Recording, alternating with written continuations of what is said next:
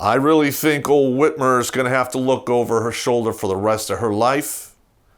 She might have to move out of the country because the implications of what she did here in Michigan are going to follow her for the rest of her life.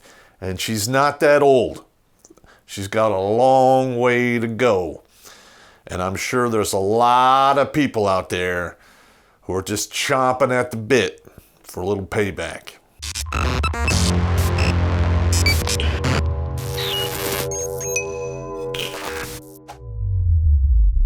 All right, Terrence Popp here with another episode of Live from the Lair. Guess what happened? Well, the news broke that 6 individuals were indicted for a plot for Whitmer. All right, their ages are from 21 to 42, and they're from basically all over the upper half of Michigan. And then there were 7 other ones that were indicted for plans to attack cops. All right, now first of all, I just want to put this out there. I don't condone that in any way, shape, or form. All right, I really don't. There are processes in place to deal with this kind of shit. I believe Schittler was overturned by the Michigan Supreme Court that virtually all of her executive orders since April were unconstitutional. All right, now with that being said, I understand why people want to do this. I really do. Gretchen Schittler is basically shielded by immunity. All right, so she violated the Michigan and federal constitution in virtually every way, shape, and form since April. There's really fuck all anyone could do about it. There's a lot of people are pissed off, okay, and rightfully so.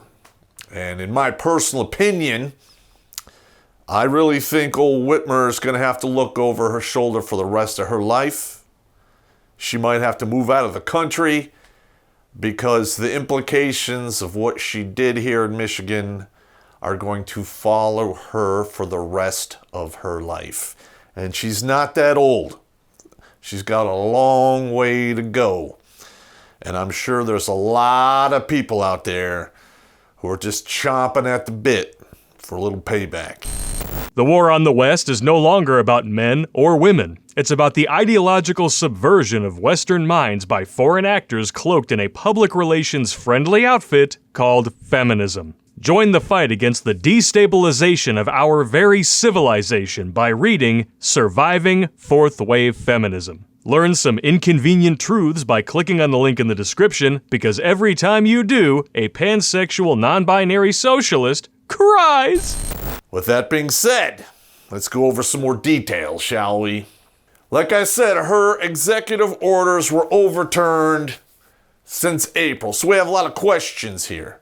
What about all of the lives that have been ruined because of these executive orders?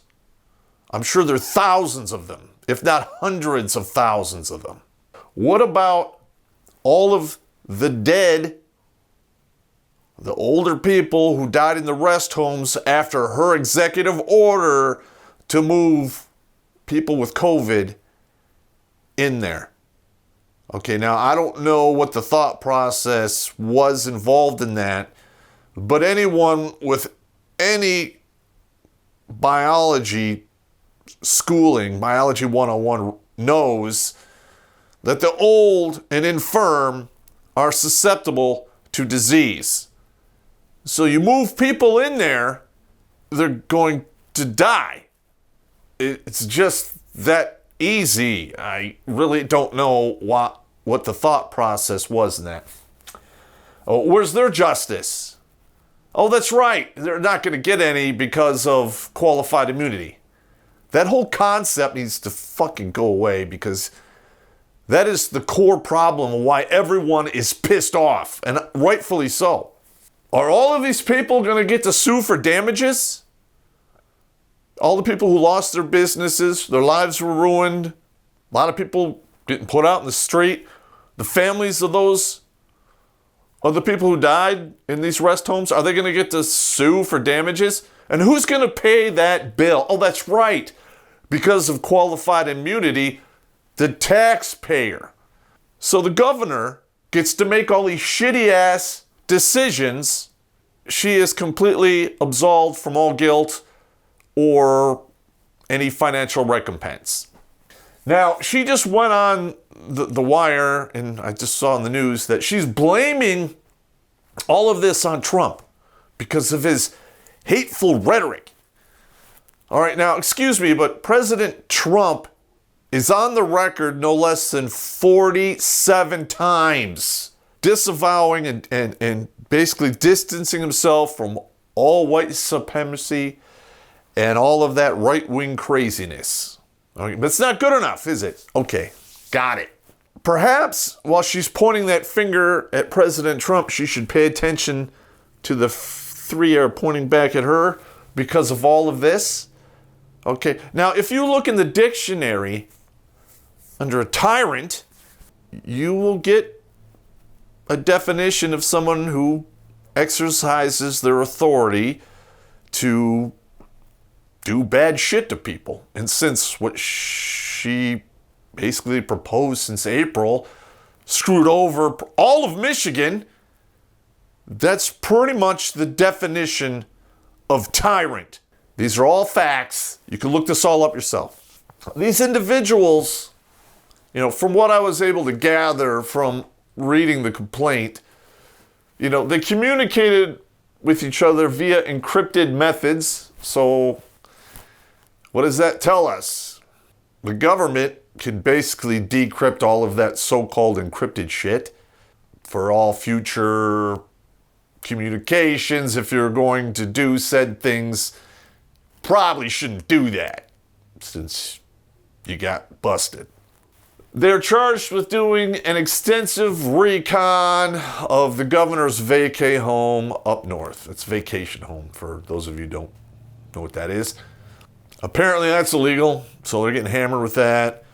They're getting charged for communicating via encrypted advice, having firearms in the commission of a felony, and plotting to kidnap the governor, which I don't really understand how 6 people can pull that off. And I don't know what matrix of planning they were using, but that is insane, just saying. They were going to grab the governor, transport her to Wisconsin, either via the UP or go back around the long way through Illinois. They certainly weren't going to fly her there. And I really don't know what their plan was to deal with the fact that virtually, all law enforcement agencies would be looking for her on pretty much every surface road in the state. And they would probably alert the surrounding states as well. I don't even know why we even do that. Apparently there was talking about blowing a bridge or something to slow down the cops. They were trying to raise money to the tune of $800,000 to purchase explosives because that is not going to attract any attention.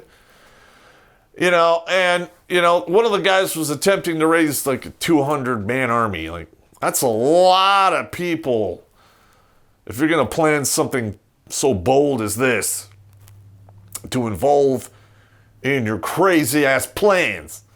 If you have got to the end of this video, you might want to tune out now and tune over to one of our alternate platforms because I am going to basically have another zombie apocalypse on how things like this should probably have been done. Hypothetically, of course.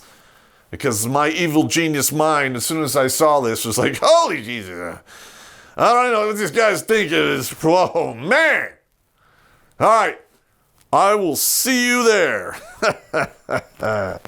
Got her in.